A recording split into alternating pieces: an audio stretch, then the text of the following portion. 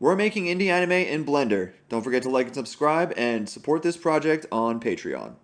Let's go. All right, so the next few weeks we are just going to be focused on walk cycles. We're going to be doing 3 different walk cycles.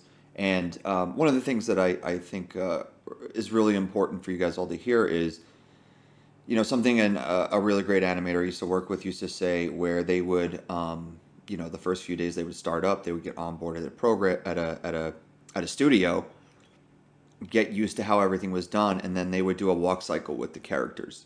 And this was sort of a way to not only get themselves used to like what the rigs are like and how the pipeline is, but also a way to get into the character and a way to sort of explore the character. And so the thing that he would get across to me is how important a walk is for an individual character, right?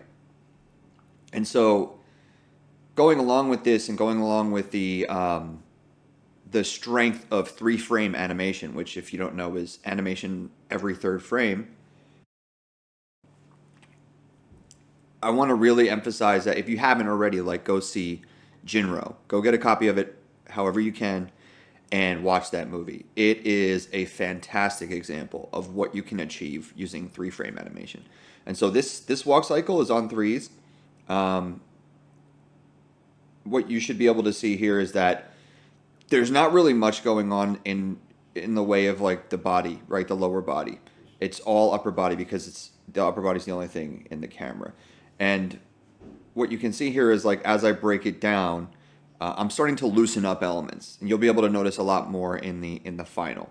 But things like the shoulder starts to loosen up a little bit, and I start to kind of play with where I want to favor certain poses and stuff like that, right?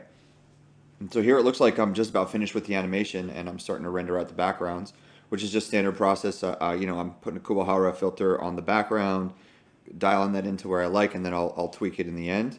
And then I'll render out my main character here and get him into the compositor in Blender.